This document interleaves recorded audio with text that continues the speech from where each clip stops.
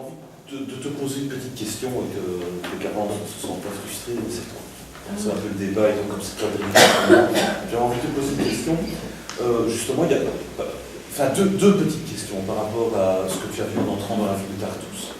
Où tu expliques que les habitants de Tartous, qui sont dans une zone qui est tenue par le régime, qui est, bon gré mal gré, loyale au régime, vit dans le déni de ce qui se passe dans le pays, mais en même temps, cette même ville est une ville qui croule sous les posters et sous les affiches de martyrs ou de gens qui sont morts au combat. Donc, est-ce que ça signifie qu'ils sont dans une sorte de dissonance cognitive et qu'on vit dans le déni de quelque chose qui pourtant saute aux yeux? Alors, je vais raconter une anecdote pour répondre, et je pense que ça. Nous avons été visiter un cousin et moi dans mon petit village, qui a une majorité alaouite chrétienne. Il y a des sunnites, il y a des chiites, il y a des ismaéliens. Nous avons été visiter celle qui était une amie d'une autre génération, nous avons 50 ans, 12 ans. Et quand j'allais en été dans les années 70 en Syrie, une amie alaouite qui avait 4 garçons. Et on a été visiter pour lui présenter nos condoléances, puisqu'une semaine avant mon passage, mon arrivée, elle a perdu le troisième officiellement disparu au front. Le quatrième étant porté disparu depuis avril 2012. Je ne pense pas j'espère pour elle qu'il était prisonnier quelque part. Et cette femme me disait les yeux dans les yeux, si j'en avais un cinquième, il partirait au front pour défendre et Bachar el-Assad, et ce régime qui est juste, qui nous protège, qui protège les minorités. Et voilà, donc elle était très sincère. Elle n'était pas seulement apeurée par une situation, par un vécu, par un papa. Et c'est là que c'est très déstabilisant. Une mère puisse dire et le dire. Et là, on était, ce cousin, moi, son mari, on était vraiment dans un comité très restreint, très, voilà. Donc, oui, il y a aussi une schizophrénie aussi qui est en place. Il y a, ce déni, il est aussi en place depuis quelques décennies. Hein. Il ne date pas de maintenant, depuis le père. Donc, c'est quand même des esprits conditionnés, formatés, j'ai envie de dire. Et c'est pas la situation actuelle qui fera que voilà, ça va se retourner. Mais c'est très troublant, c'est vrai que c'est très troublant. On a du mal à comprendre, à vivre. Il faudrait vraiment des spécialistes, sociologues, psychologues, pour étudier ces comportements. Alors la deuxième question, et après je libérerai entre guillemets la parole de l'auditoire, de l'audience. Dans ce contexte-là, est-ce que les gens sont demandeurs de vos projets? La question est un peu provocante. Question sous-entendue, c'est sont-ils encore en mesure justement d'exprimer une demande? Est-ce qu'ils ont encore un espoir qui va au-delà du strict court terme de comment survivre au jour le jour? Est-ce qu'ils sont encore en mesure de proposer, de formuler des demandes qui rencontrent un projet comme celui de l'Université populaire? Ou sont-ils justement complètement écrasés et ramenés à une survie strictement quotidienne? À Malaga, à Lomane, là où c'est dont je parle, ils sont en demande. Alors, le problème, c'est leur expliquer qu'il faut absolument qu'ils restent. Parce que quand on leur parle d'université populaire, ils veulent tout de suite quitter la Syrie. Et nous avons autour de nous des associations françaises et autres qui font très bien, qui vont sortir les étudiants, justement, qui leur assurent une bourse, un logement, une université, etc. Mais le problème, pour moi, ça me paraît évident. Il n'y en a pas, je sais pas, 1 sur 100 qui va retourner en Syrie. Pour différentes raisons, ça on pourrait encore en parler durant des heures et des heures. Et ils sont en demande, ça c'est certain, ils sont en demande. Et le fait de leur dire qu'on peut, et on fait tout pour mettre cette structure en place, pour vous garder sur place, dans votre village, dans votre ville, dans votre quartier. Alors le principe de l'université populaire en question, c'est sous type de MOOC, des massifs open source online course, donc c'est e-learning, on va dire. Sachant que la plupart des cours théoriques seront faits à distance et les cours pratiques seront faits par les enseignants qui iront sur place. Donc dans mon cas, moi j'irai à Malaga pour faire un atelier d'architecture pour tel ou tel étudiant. Si ce n'est pas possible, on les fera sortir juste à la frontière à la culture, frontière sécurisée, on va dire.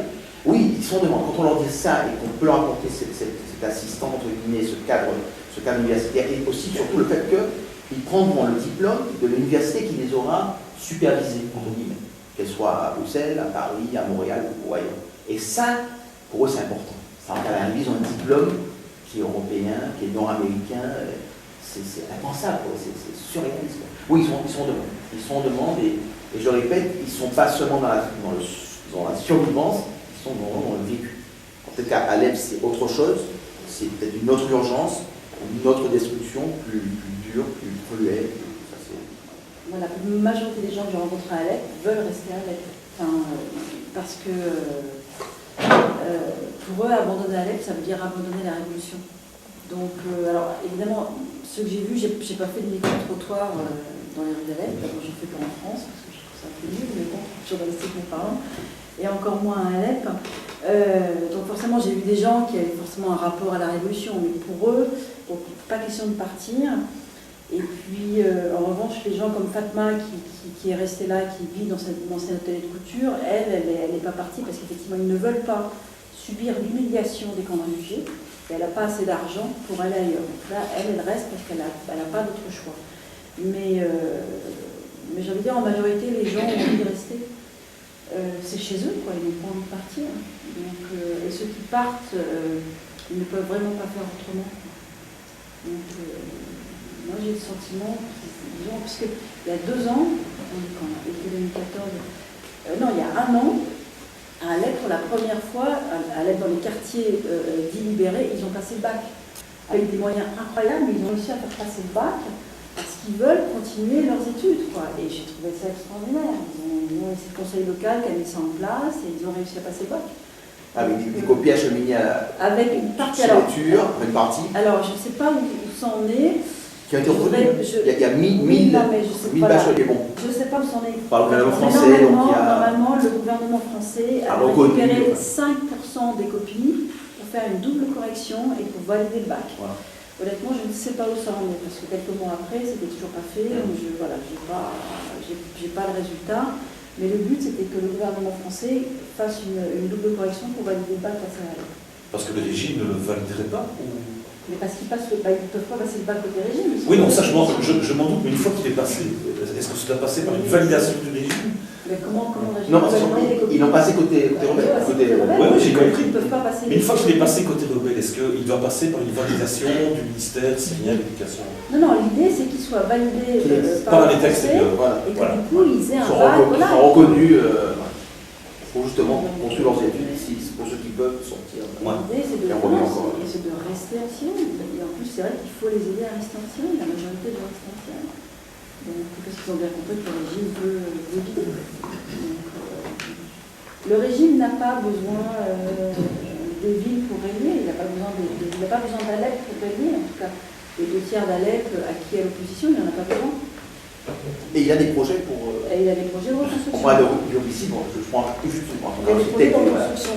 Absolument. Il faut savoir que, par exemple, Jobar, dans la périphérie, donc est de Damas, ça doit vous dire quelque chose peut-être, c'est 2013, l'attaque chimique, ils ont une planification qui est déjà prête.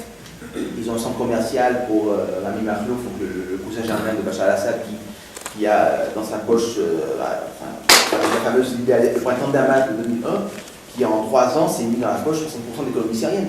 Parce qu'ils ont privatisé et la téléphonie mobile, et l'eau, une partie de l'eau, de l'électricité, etc.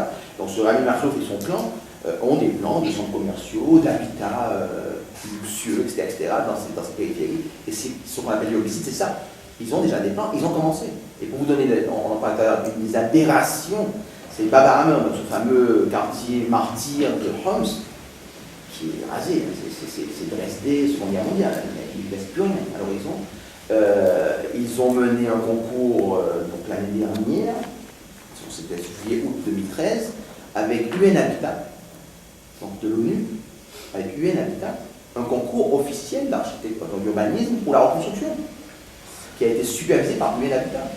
Et 3 équipes ont été retenues et travaillent sur des plans en ce moment. Et bien sûr, comme par hasard, ce sont des investisseurs chinois qui apportent et les sous et la main-d'œuvre. La main-d'œuvre des sous.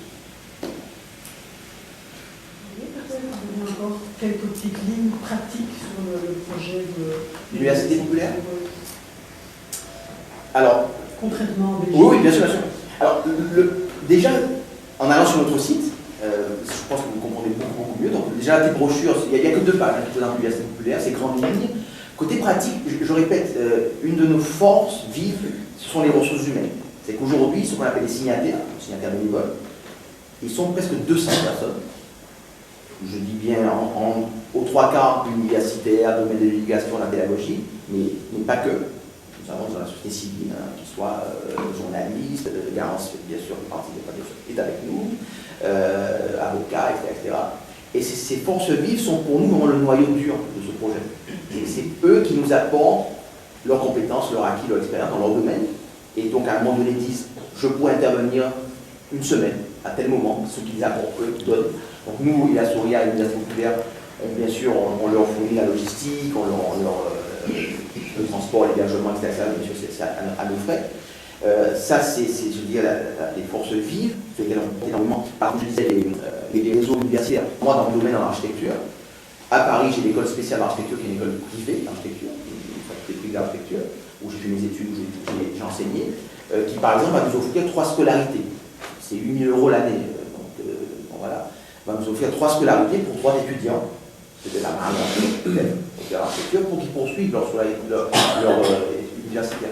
Et moi, quelque part, je serais le lien entre cette université d'architecture, cet étudiant donc, à Marrakech, en Syrie, je serais le lien, quand il je, et il a souri bien sûr, logistique, au niveau du site internet qui va être mis en place, en arabe, parce qu'on va traduire donc, des vidéos de conférences, de cours qui se donnent à l'école spéciale, etc.